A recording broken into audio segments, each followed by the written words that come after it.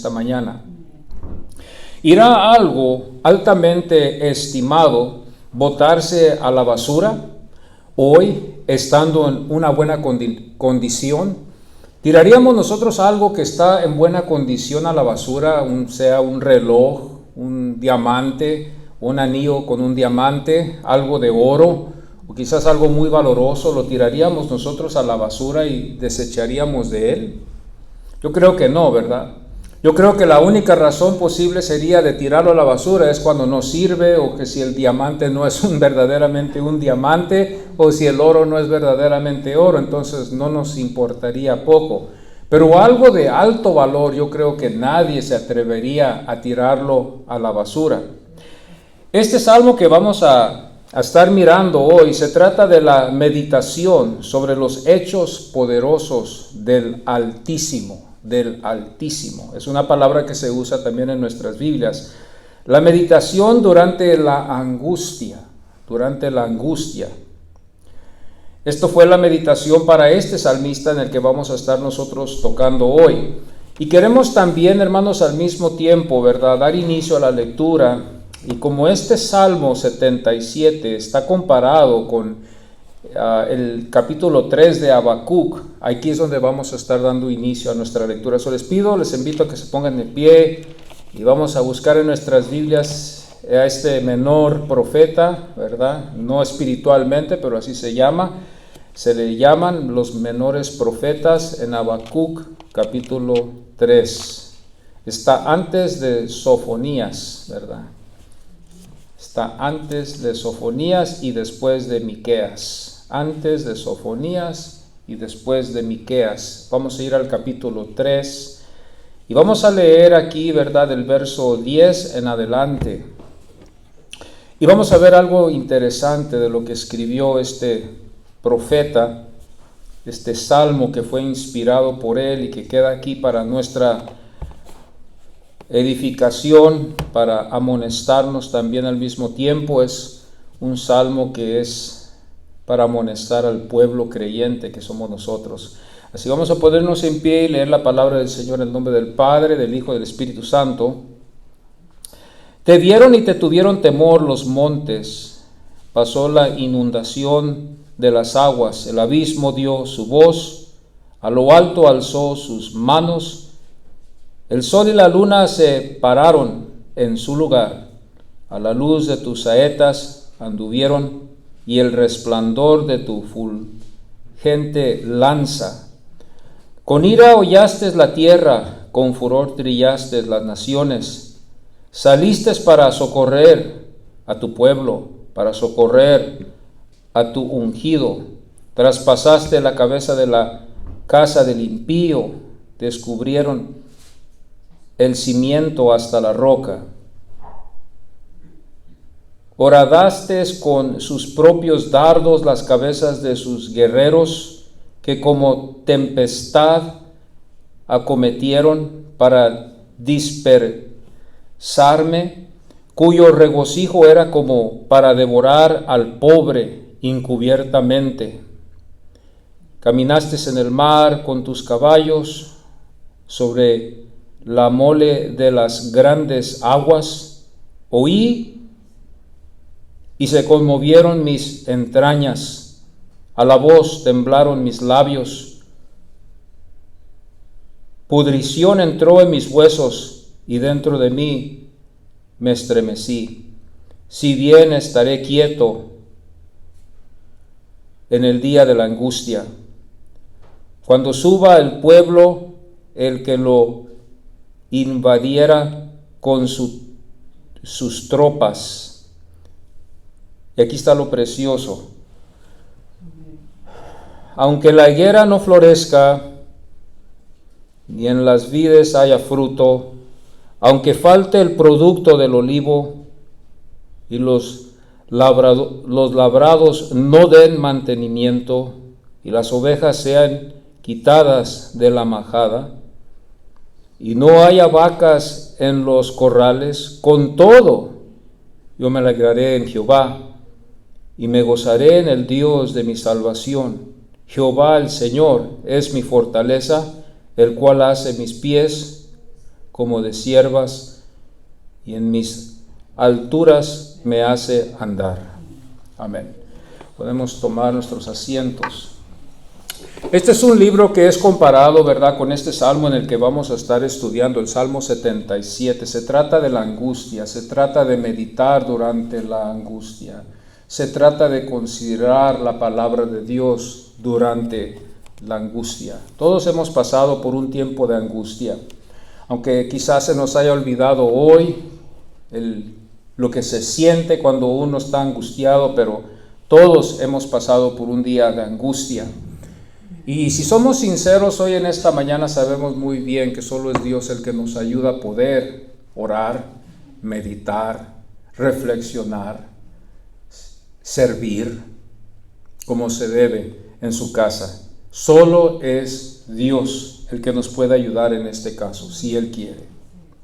El Salmo 77 se trata de la consideración al pasado del pueblo escogido de Dios, pero durante la angustia. Y yo quiero usar esta palabra, ¿verdad? Y hacerle mucho énfasis, y los hermanos que somos de aquí ya sabemos, ¿verdad?, que esa palabra escogido es por la dada razón de que Dios solamente ayuda a sus escogidos. Dios nunca está demostrándonos en la Biblia que Él ayuda a otros, aunque les tiene misericordia. Su pueblo escogido es al que Él ayuda, acude, salva, sin preocupación alguna. Y ahora en el pueblo escogido de Dios hay de todo, porque Dios lo ha sacado del mundo para ser escogido. Por eso somos llamados escogidos, porque hemos sido escogidos del mundo, hemos salido del mundo, de las tinieblas a la luz admirable del Señor. Y cuando hablamos de la luz, estamos hablando de que hemos entendido que Dios es el que nos ha sacado de esas tinieblas. Podemos entender, podemos ver las cosas claras. Podemos prender la luz en un cuarto oscuro y poder ver lo que hay en ese cuarto oscuro. Eso es salir de las tinieblas a la luz y poder ver todo lo que está a nuestro alrededor con mucha claridad. Y claro, nosotros sabemos bien que no hemos nacido con esa claridad. Ha sido el Espíritu Santo el que nos ha ayudado a poder ver esa claridad y poder observar todo lo que hay en ese cuarto que Dios ha puesto. Por eso todo lo que Dios nos enseña a través de su palabra, sabemos muy bien que nosotros sin la ayuda de Dios, sin la ayuda del Espíritu Santo, no íbamos a poder hacerlo.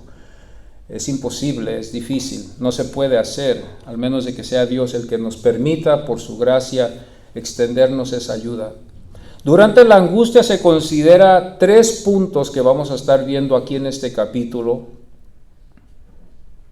con más de 2 razones por qué no puede el Altísimo fallar. El Altísimo nunca le fallará a su pueblo, nunca. Vamos a ver 3 cosas del pasado. Primero nos damos cuenta que en este capítulo 77, para que usted lo pueda entender un poquito más mejor, del 16 al 20, nos vamos a dar cuenta que este salmo termina con los hechos del poder de Dios, con los hechos del poder de Dios. Vamos a ver que la Biblia nos enseña los hechos de los apóstoles, algunos los llaman los hechos del Espíritu Santo, ¿verdad? Este libro que nos deja a nosotros, que se ha llamado el libro de la historia de la iglesia. Ahí es donde vamos nosotros a ver la historia de la iglesia, de dónde inició, cómo inició, en dónde inició y quiénes fueron los que iniciaron todo esto. Pero aquí nosotros estamos viendo que la Biblia es el hecho de todo lo que Dios ha hecho. Cuando nosotros hablamos de Génesis hasta Apocalipsis, nosotros nos podemos dar cuenta que estos son los hechos de Dios, porque se trata de Dios, se trata de conocer quién es Dios. No nos estamos imaginando, no estamos adivinando, no estamos suponiendo quién es Dios, no. Porque nosotros tenemos la Biblia, cuando la escudriñamos con mucho cuidado, empezamos nosotros a conocer más de Dios. Y Dios nos ayuda a poder conocer sus características, lo que le gusta, lo que le agrada y lo que no le agrada, de dónde venimos, quiénes somos, lo que les espera a los que están en Cristo y lo que les espera a los que no están en Cristo. Y eso está así. Entonces son los hechos de Dios. Pero aquí en este salmo, aquí nos va a demostrar este Salmo 77, del 16 al 20, nos va a demostrar los hechos del poder de Dios. O luego después vamos a ver los cánticos que cantó en el pasado. Los cánticos, ahora no quiero que ustedes se vayan a confundir y pensar que este salmista o el pueblo de Dios cantaba coritos.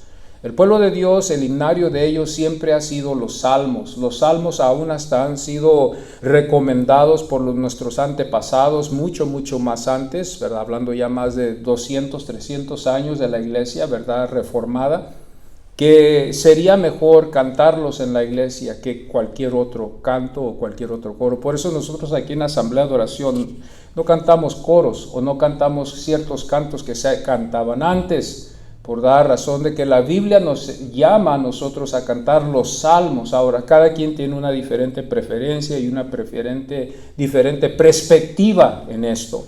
Pero nuestros hermanos en el pasado de la Reforma nos enseñaron a nosotros que nosotros deberíamos de cantar los salmos, que ese es el himnario de la iglesia, como lo fue con el pueblo de Israel. Entonces, cuando hablamos de canto, cuando este salmista vaya a expresar algo que dice canto, estamos hablando de los salmos, y esto se halla en el verso 6. Luego después vemos nosotros los padres.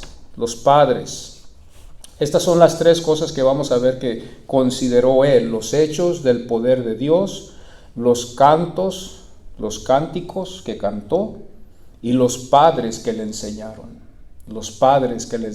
Ahora aquí, esta palabra padre, podemos decir los líderes, los gobernadores, los que enseñaban, los rabinos, pero también aquí se puede considerar los padres, las cabezas del hogar, las cabezas del hogar de cada familia, la responsabilidad que Dios le ha dejado a cada padre a instruir a su hijo en el camino, en la palabra de Dios. Todo judío sabía bien que había sido él dejado esa grande responsabilidad.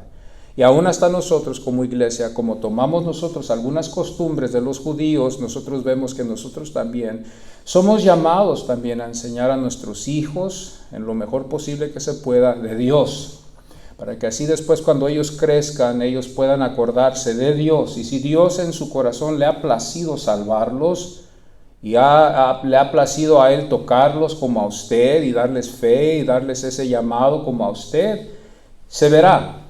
Pero aún así nos queda a nosotros, si Dios le ha decidido otro plan, aún así no nos quita a nosotros de esa responsabilidad. ¿De qué? De enseñarle a nuestros hijos la palabra de Dios, de traerlos a la iglesia, de instruirlos y de confiar en Dios y orar por ellos. Entonces estas son tres cosas que el judío nos demuestra aquí. Nos demuestra aquí que al final reflexionó, contempló, se acordó de todos los hechos que Dios había hecho. Se acordó de los tiempos en los que él cantaba salmos, en el tiempo de la noche, ya cuando él estaba ya para descansar, abría los salmos y cantaba un salmo para dar acción de gracias por el día que Dios le había dado a él de poder vivir. Fíjese qué precioso es cuando nosotros podemos hacer esto y tenerlo como una costumbre de que antes de dormir leamos un salmo de acción de gracias y darle gracias a Dios por su fidelidad.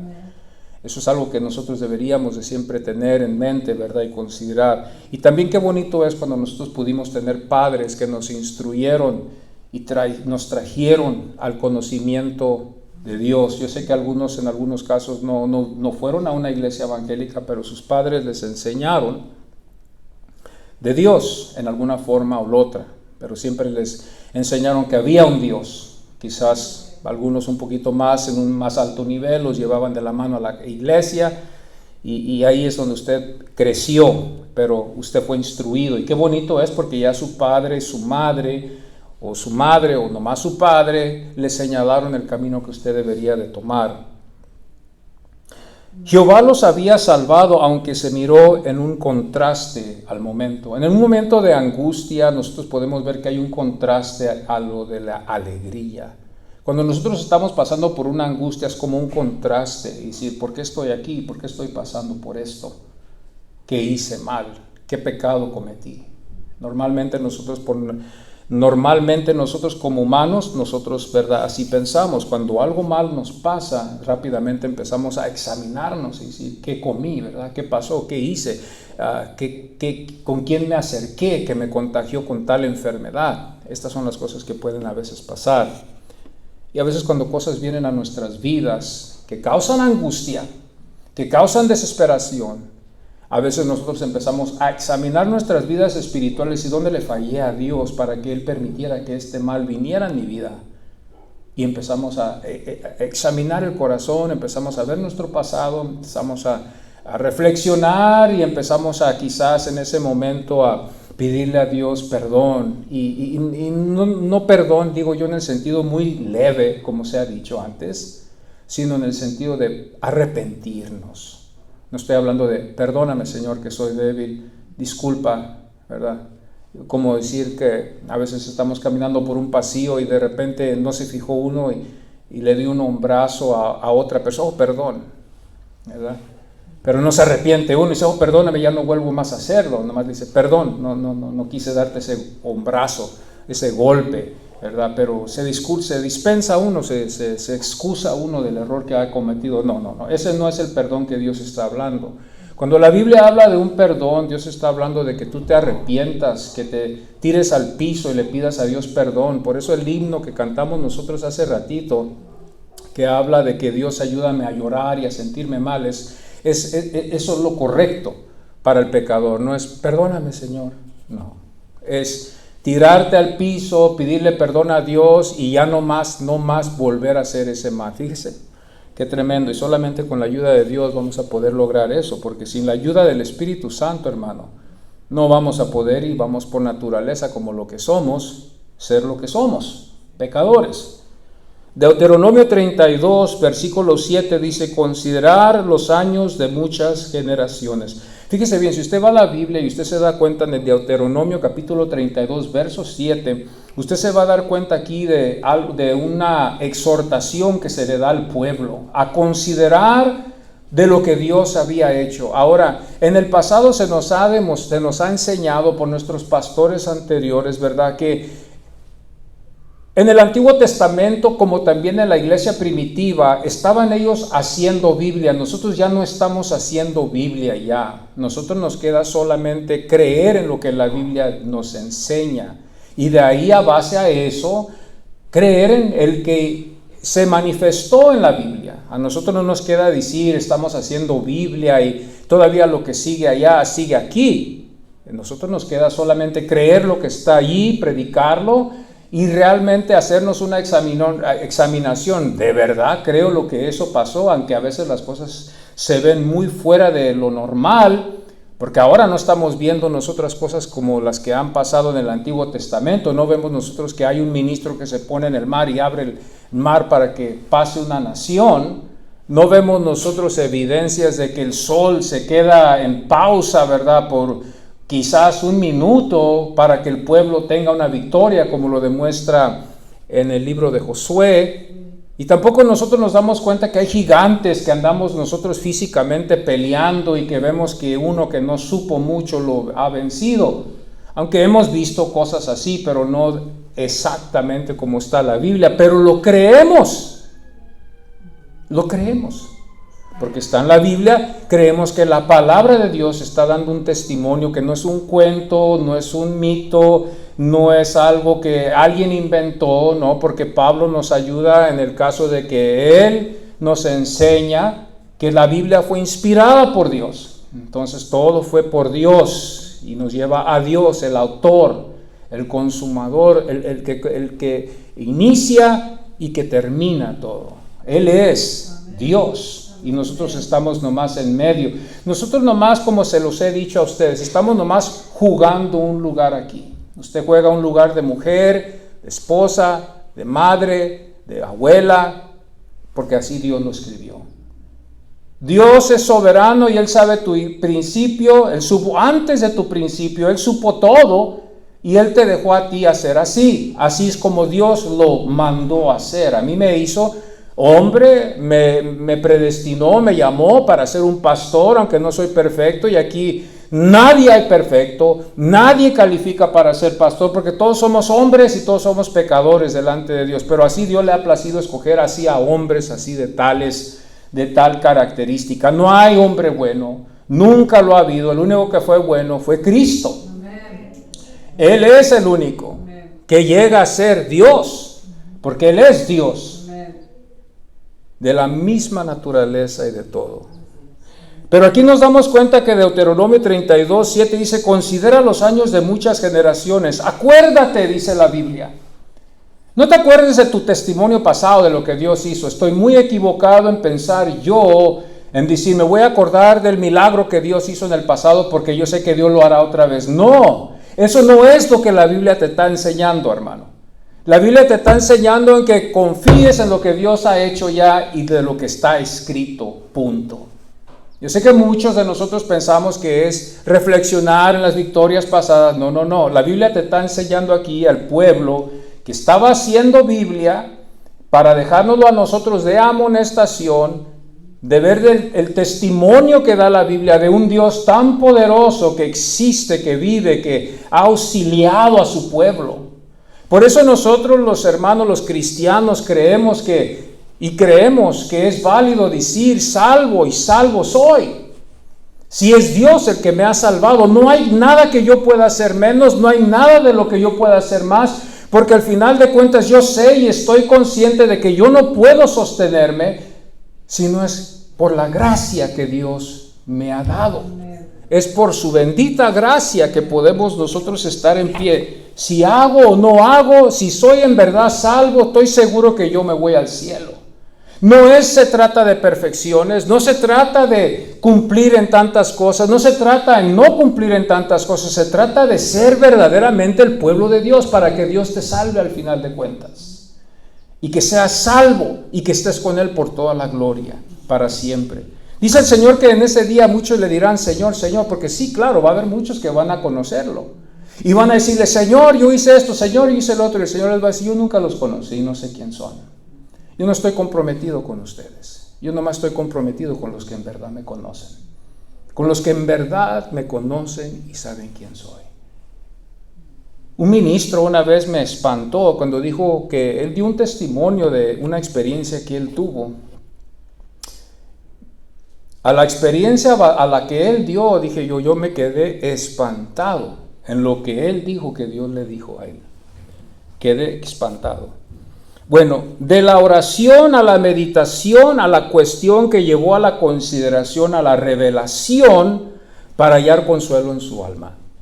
Porque al final de cuentas lo que él estaba buscando era un consuelo. Cuando usted lee el Salmo 77 se va a dar cuenta que este hombre buscó a Dios, clamó a Dios, elevó sus manos a Dios, pero todavía se sentía angustiado. Entonces, de la oración a la meditación, a la cuestión que llevó a la consideración, a la revelación para hallar consuelo en su alma. ¿Por qué los padres? Yo hice la pregunta. ¿Por qué los padres? Consideró a sus padres al no poder descansar.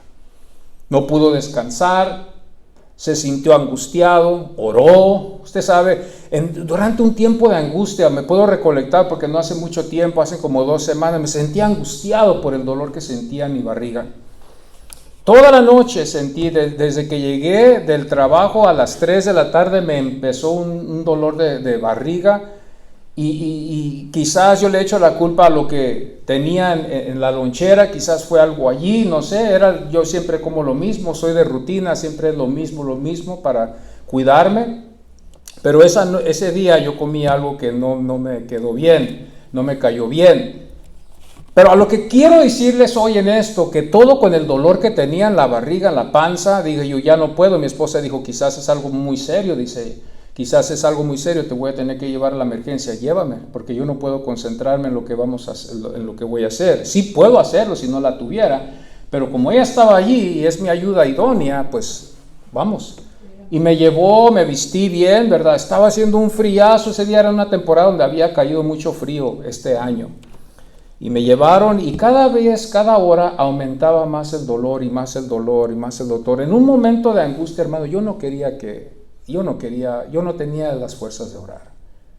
Yo no tenía las fuerzas de confiar. Yo estaba en un dolor tremendo. Mi esposa quizás ella oró por mí, no la vi porque ni podía enfocarme en lo que estaba haciendo. Yo nomás quería ir que hicieran lo que tenían que hacer o darme lo que necesitaba porque el dolor era gravemente grande. Durante la angustia lo único que yo podía hacer es confiar de que yo era un hijo de Dios y que Dios iba a mostrarme su misericordia. Porque al momento yo no estaba yo consciente, a ver, voy a sacar la Biblia y voy a leer. A ver, voy a ver si ahorita clamo a Dios. A ver, voy a hacerle una promesa, voy a hacerle un voto a Dios que si Dios me quita este dolor de panza, de barriga, voy a ir a la iglesia y voy a pagar mis diezmos y voy a pagar mis ofrendas y voy a servirle más y voy a hacer... No, yo andaba en angustia. Y cuando uno está angustiado por algún dolor, algo lo está afligiendo, está usted en una grande congoja, a veces no vamos a tener muchas ganas y no vamos a hallar muchos resultados en la oración cuando es un problema grave. No estamos hablando de un problemita, debo esto y debo acá, hermano, ore por mí. No, eso es muy leve. No, yo estoy hablando de algo duro, algo pesado, algo donde usted ya no puede, algo donde usted ya no sabe qué hacer. Póngase ahí. No hay lugar para poder orar. No podemos hallar a veces el lugar. Solamente nos queda usar la mente y confiar en el Señor si es posible. Y aún allí a veces no podemos, solo queda de Dios, de que nosotros seamos su pueblo y que Dios nos auxilie con su poder sin nosotros tener que decirle, Abba, ayúdame, Padre. No, tú eres mi hijo, yo te voy a auxiliar, te voy a socorrer de ese peligro, de ese lugar. Aquí nos damos cuenta nosotros que este salmista estaba en esa clase de situación, estaba bien angustiado por los problemas que habían pasado. Estamos dándonos cuenta que era un tiempo donde iba a venir otra nación más grande que la de ellos, iba a venir una nación que los iba a destruir, iba una nación que iba a venir a dividir las familias. Iba a ser un tiempo de guerra, iba a ser un tiempo donde ellos iban a perder lógicamente porque estaban muy débiles. Solamente Dios iba a poder ayudar a esta miniatura, poder ganarle a este gigante que venía en contra de ellos. Y el pueblo no se veía muy espiritual. El pueblo de Israel nunca ha sido muy espiritual. Ha tenido sus momentos, dependiendo el líder quién es, el pueblo así era. Si el rey era muy dado a la piedad, el pueblo era piadoso. Si el rey era pagano, idólatra, el pueblo también era igual. Y así es el líder. ¿Quién es el líder? Ahora, y no me vayan a mí, el líder aquí es Cristo. Él es el ejemplo, Él es, no yo. No me vean a mí.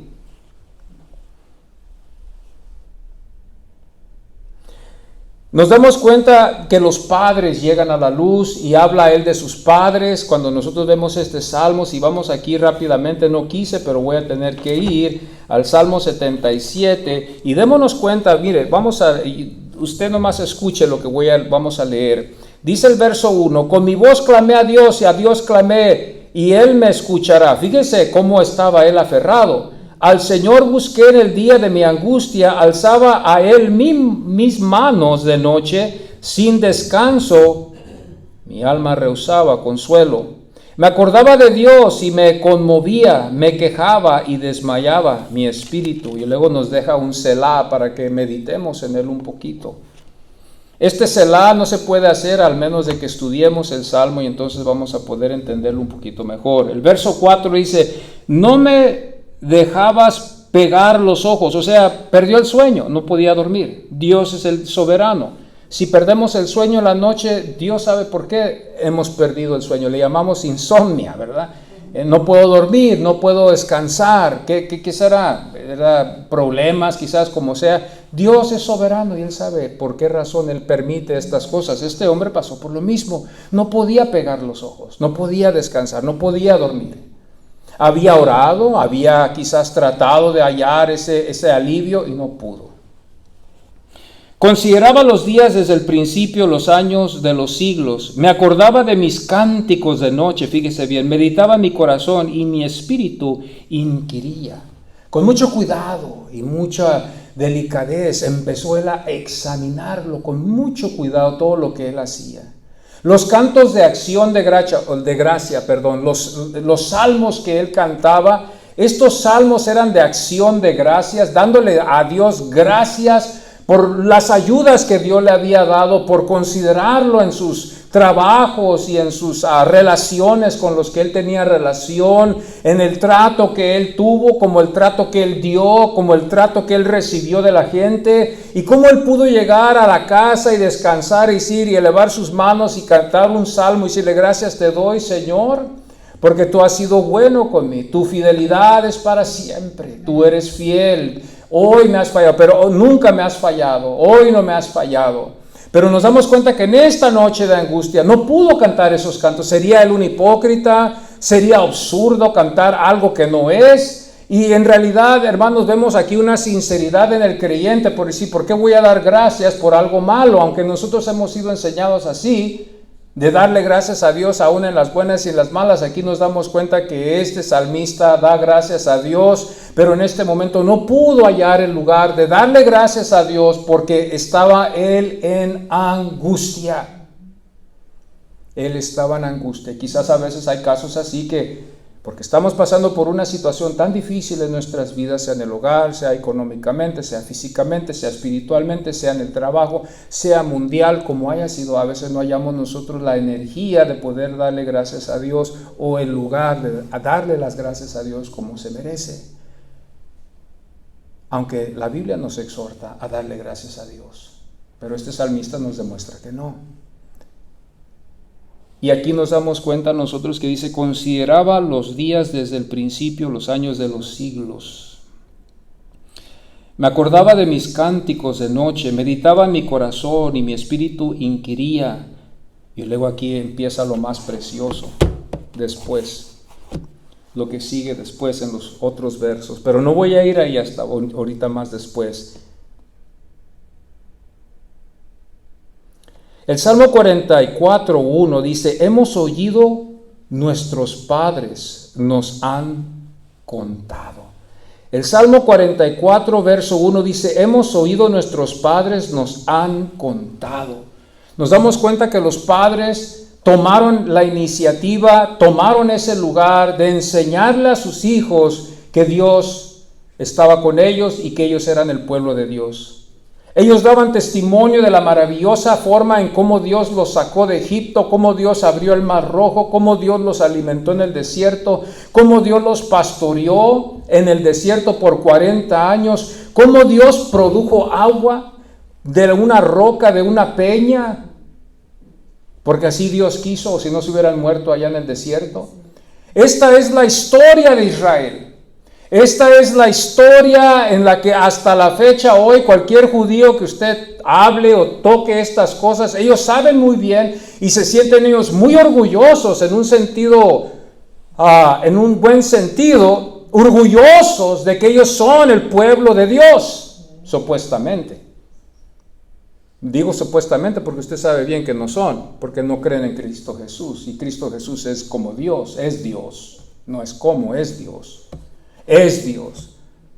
Y rechazar a Jesucristo es como rechazar a Dios. Darle las espaldas a Cristo como lo hizo Judas es como darle las espaldas a Dios. Y esto es normal, como yo veo lo que dice la Biblia, de que este pueblo lo haya hecho así. Porque este pueblo siempre le ha dado las espaldas a Dios. Y hasta la fecha le ha dado las espaldas a Dios.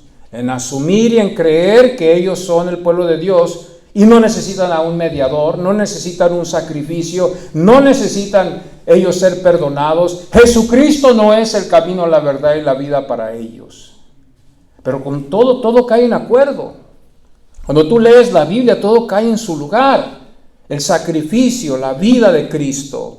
¿Dónde nació? ¿Cómo nació? ¿De qué fecha nació? ¿Cómo habló? ¿Quién habló? Todo. Yo le digo a mi hermano Alex, porque él es el único que Dios me ha dejado para poder platicar Biblia con él. Le digo, aquí en este caso, cuando nosotros estamos estudiando la Biblia, you're darned if you do and you're darned if you don't. You're darned if you do and you're darned if you don't. Si lo crees, lo crees. Si no lo crees, no lo crees. Es tremendo cuando nosotros vemos la Biblia. Es tremendo, pero así es como Dios nos ha dejado.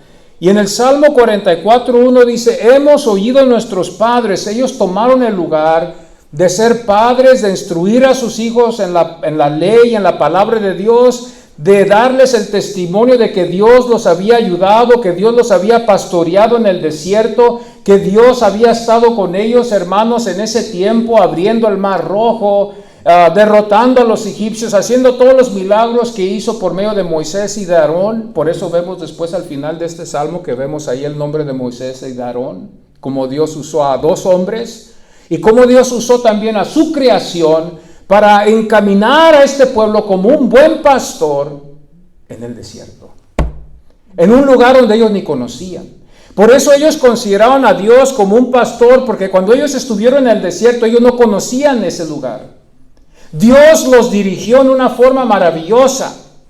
Dios dirigió a su iglesia en el Antiguo Testamento, en el desierto, sin las ayudas de cualquier otro lugar o de cualquier otra institución que había alrededor de ellos. Ellos no tenían la habilidad.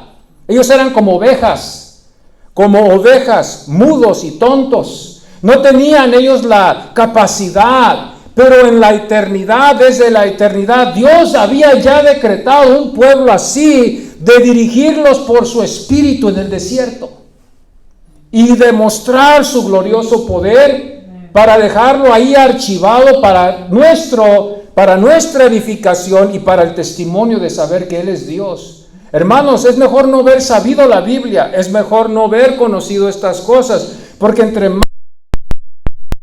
más culpable, santo y todopoderoso.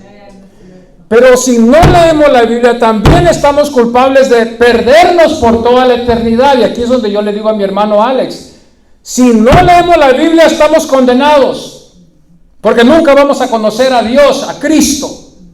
Es solamente por la palabra de Dios que se conoce a Dios y a Cristo. Pero también somos condenados. Ay de aquel que sabe hacer el bien. Ay de aquel que hace el mal sabiendo hacer el bien. Mejor es no haber conocido la Biblia, pero también quiero conocer de la Biblia. Entonces, ¿dónde quedo, pastor? Quedamos a la pura misericordia de Dios. Que Dios nos demuestre misericordia. Porque no es de hacer, también es de no hacer, que estamos culpables delante de Dios. Porque muchos dicen, hermano, yo no he hecho nada, yo no he robado, yo no he pecado y no he dicho nada malo. Qué bueno, hermano, pero también usted no ha hecho. Eso no es tanto de hacer, también es tanto de no hacer lo que debemos de hacer. Hay mucha gente que dice, yo no he hecho un crimen, pero también no amas a tu prójimo. Porque todos queremos disculparnos delante de Dios. No podemos, amados. El texto nos demuestra aquí que este hombre consideró, este salmista consideró a su pasado, consideró a Dios, consideró a sus padres en lo que le habían inculcado, los hechos poderosos de Dios, los cánticos que cantó en el tiempo de cuando no hubo angustia, y lo que sus padres le enseñaron de las grandezas de Dios. Porque si había una cosa de los piadosos judíos, era de que ellos instruían a sus hijos de Dios. Les enseñaban que Dios los había encaminado en el desierto, les enseñaban que Dios había hecho maravillas, les enseñaban a sus hijos. ¿Y dónde está papá? Papá, aquí está, hijo.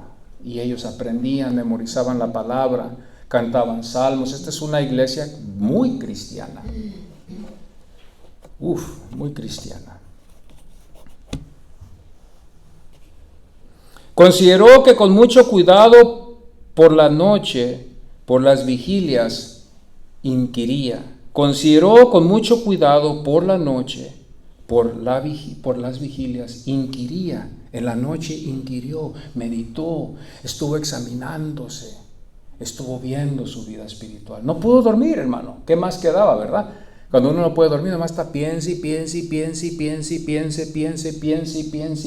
no llega a fin. Y así estaba él. Piense en lo que él había hecho, en los salmos que había cantado, en las cosas que él había elevado ante Dios. Luego después empezó a recolectar las enseñanzas de sus padres, cuando no podía pegar los ojos, cuando no podía descansar, cuando estaba en medio de la insomnia. En esa insomnia así estaba él. Piense y piense y piense y piense y piense y piense y piense y piense y piense. Porque la angustia lo afligía. Usted sabe cuando a veces estamos tan angustiados que no podemos dormir. Así nos pasa. A veces de repente estamos dormidos, ya vamos a dormirnos y llegan las 11, nos despertamos así nomás. ¡Sas! Ya es hora de levantarme. ¿Qué? Apenas son las 11, ¿qué voy a hacer? Y empieza la mente a darle y a darle y a darle. 11, 12, 1, 2, 3. Yo creo que a nadie le ha pasado eso aquí. Pero a los que les ha pasado sabemos bien. Y ahí va la mente. Y por la angustia, por la deuda, por la enfermedad, por los problemas, por las cosas que están pasando en la familia, por la situación en la que nos hallamos, por las cosas tan espantosas que vienen a nuestras vidas después. La angustia nos afecta y no podemos dormir. Y la oración, oramos y nos esforzamos, elevamos nuestras manos, pero todavía. Yo he quedado casos así. He orado. Me he levantado a la 1 de la mañana. Digo, pues esto es un buen tiempo para estudiar. Y estudio, me meto a mi oficina, oro, estudio y todavía me queda más. ¿Qué está pasando aquí? Y sigo estudiando hasta donde ya mis ojos empiezan a pegarse y entonces cierro la Biblia, dejo mis cosas ahí y me acuesto por 1 hora aunque sea, a dormir un sueño como se debe. Y me levanto para empezar mi día. Las angustias, las cosas que vienen en la vida, las cosas que van a pasar en nuestras vidas por naturaleza, estas cosas son cosas del humano, de Dios no son, porque nosotros somos humanos, Él no es humano, Él es Dios. Él no conoce estas cosas, se las conoció nomás por su Hijo, por lo que pasó su Hijo en la cruz. Las angustias, el dolor, el hambre, el sueño, el cansancio, la debilidad, el desprecio. Bueno, el desprecio lo miró él en el espíritu y también lo miró en su Hijo, en la carne. Pudo sentir lo que nosotros sentimos. Amén. Consideró que si para siempre sería desechado los escogidos. Lo más interesante aquí es ver esto. Que algo se puede desechar porque ya no sirve, pero aquí la cosa es de que todavía era el pueblo de Dios. Es como tirar una joya a la basura. Póngase eso en la mente. Sí, el pueblo le había fallado, pero acordémonos bien que Dios los llamó, que ellos eran la niña de su ojo, ellos eran esa joya preciosa, ellos eran su pueblo. Él prometió, Dios, quizás ellos no pudieron, pero Dios había prometido estar con su pueblo para siempre.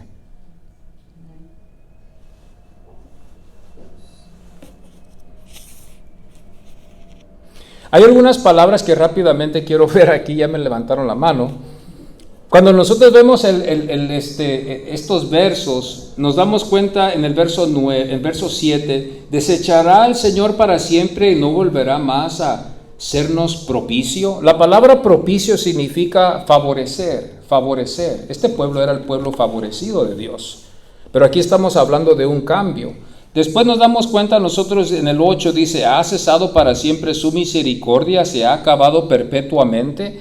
Cuando estamos hablando de la misericordia de Dios, escúcheme bien, estamos hablando de una inclinación hacia una persona para ayudarles. Dice él, ¿será que Dios ya no se va a inclinar para ayudarme? ¿Será que ya Dios ya nos ha cambiado, ya no somos el pueblo favorecido como habían dicho o como está escrito? O luego nos damos cuenta también que dice perpetuamente sus promesas. Cuando hablamos de promesas, estamos hablando de Dios hacer una promesa en lo que Él va a cumplir. Esto automáticamente, si Dios nos falla, no es Dios, porque Dios es fiel. Dios no puede fallar. Atacar esa área es como atacar a Dios directamente, su característica, su santidad, sus atributos, atacar a Dios en decir que Él es infiel. No, si no fue como tú quisiste, si lo hayas que fue infiel, es que Dios no tuvo el plan como tú lo tuviste. Dios es fiel con su plan. Y Él va a cumplir en su plan porque Él es Dios. El que va a fallar vamos a ser nosotros, porque nosotros cambiamos, somos variables. Ahorita sí, mañana ya no. Hacemos una promesa, al mañana ya no la cumplimos. Y ahí se halla de que este hermano falló, es un faltista, es infiel. Todos fallamos, ¿verdad? Todos fallamos, ¿qué se puede decir? Pero estamos hablando nosotros aquí que pone a juego estas palabras en estos versos del 6 al 9. Me acordaba de mis cánticos de noche, el 7. ¿Desechará el Señor para siempre y no volverá más a hacernos propicio? ¿Ha cesado para siempre su misericordia? ¿Se ha acabado perpetuamente su promesa? ¿Ha olvidado Dios en tener misericordia, en encerrado con ira sus piedades? Estamos hablando aquí de cosas que juegan de mucha importancia a la característica de Dios.